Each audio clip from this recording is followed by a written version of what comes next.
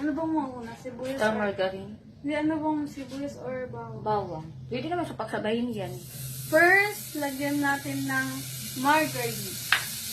Then, mix it.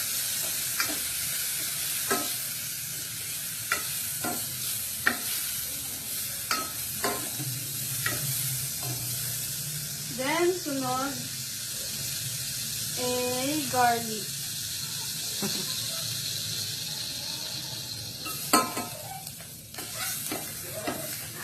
Saute it.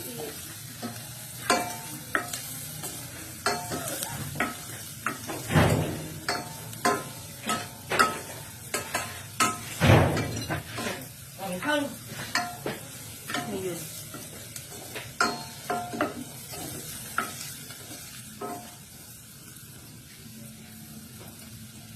Hintayin natin siyang medyo mag-golden brown. Then, ready na siya. So, sunod, the onion.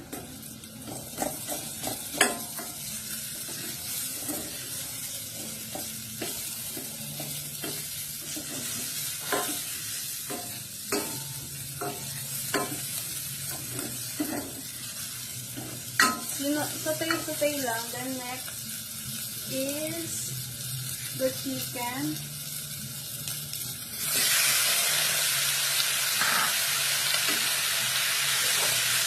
Lalagyan natin ng tubig.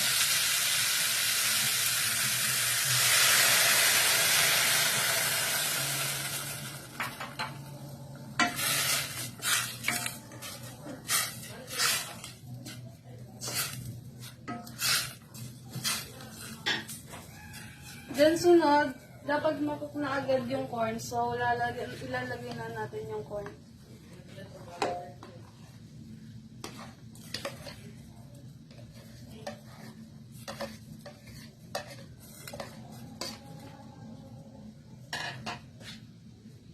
Medyo lalakasan natin yung apoy. Dapat mahuli siya. Ayan.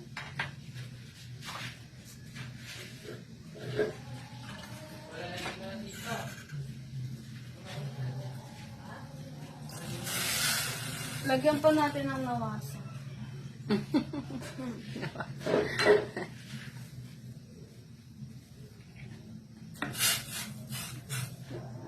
Tapos leave natin hanggang sa kumulo siya dyan.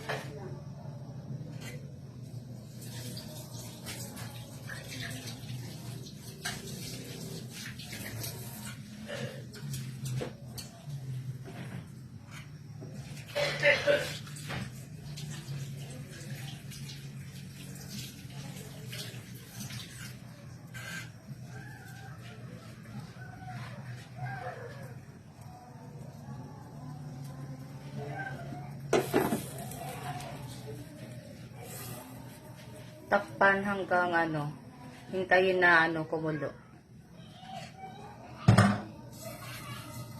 So, kumukulo na yung ating corn soup.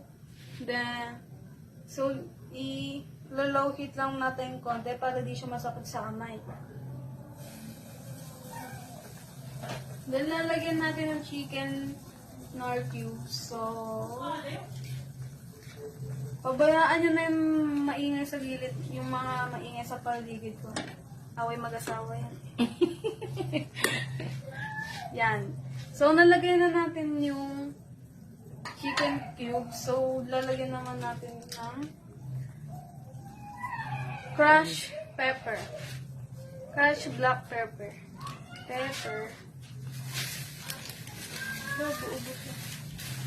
So, kahit damihan nyo na yung crushed pepper kasi di naman siya matitaste masyado.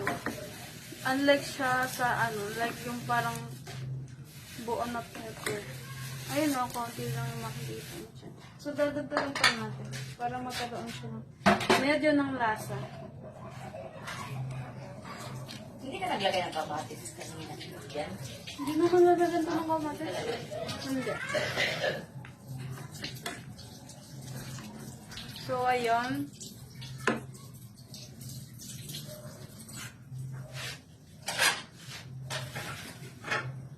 So, dito na natin titikman yung sabaw. Kung kailangan ba dagdagan. Halo pa natin ng konti.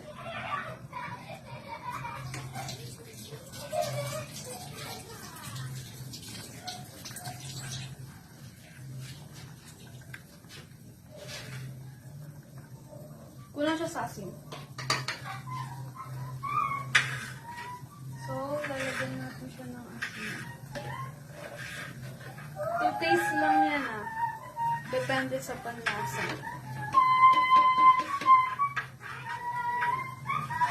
So, ayan.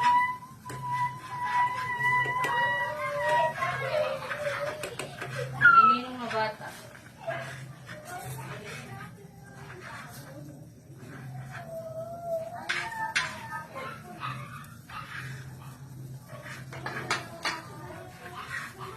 So, lagyan natin ng ng magic sarap. Konti lang. Para medyo siya malasa. Kahit malasa naman siya. Pero lagyan pa rin natin.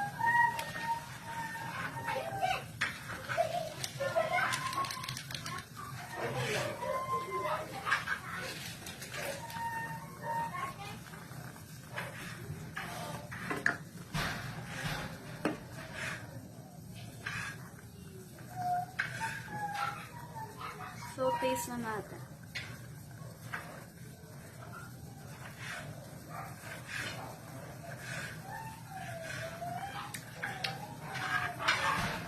Ito, sakto na yung panlasa ko. So, papatikim natin siya kay Auntie Che.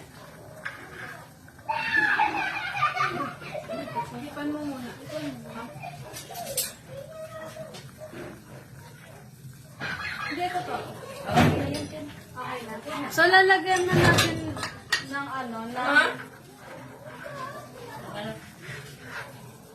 lalagyan na natin ng malunggay dahil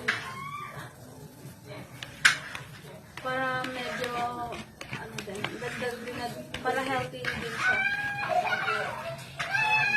Ito siya. Fresh malunggay. Ako nagluluto ngayon kasi yung chef namin may sakit. Kawawa naman siya. Papahigupin mo ng sabaw. Nag-aaway sila mga matas yung chef namin ngayon.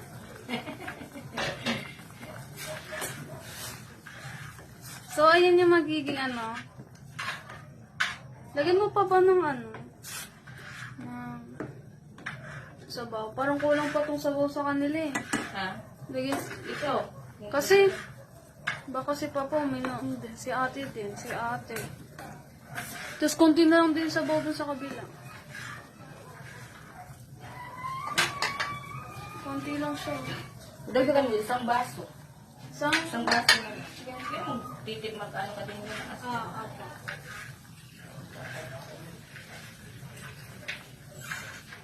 So, dadagdagan pa natin ng isang mangkok na nawasa. Kasi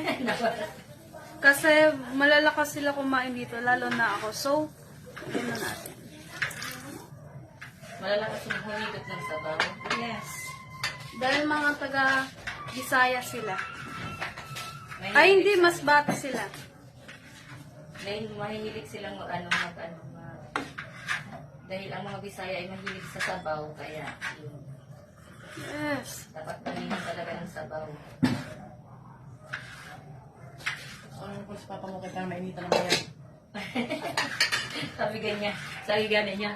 Huwag yung pansinin yung yung Away mo nag-aaway asawa. ka. Away mo kasaway.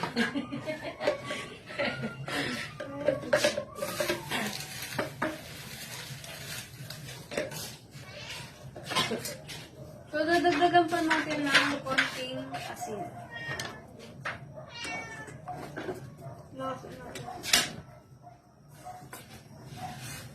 Ano yun ang napiinitan? Ang singaw sa inyo. Wala yung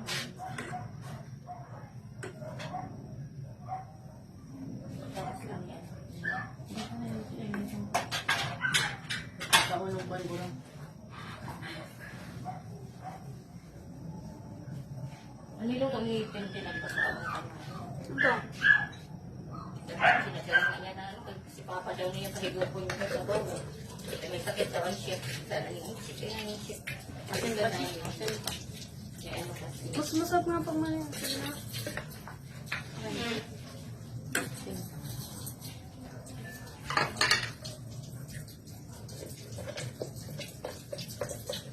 Ah,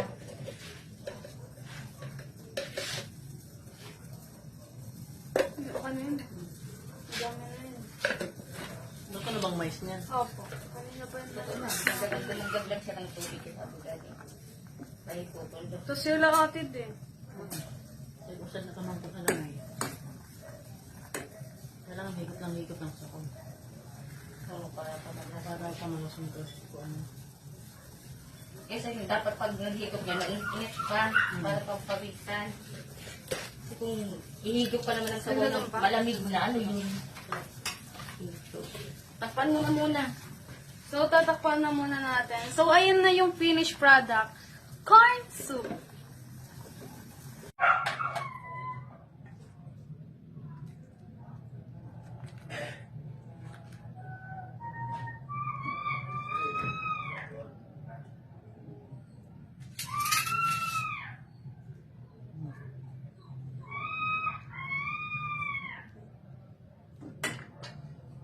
Diba? Nakalaki agad yung sabaw, diba? Sabi sa inyo.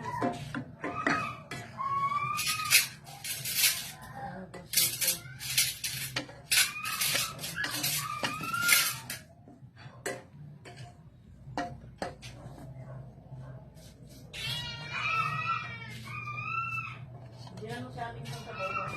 Opo.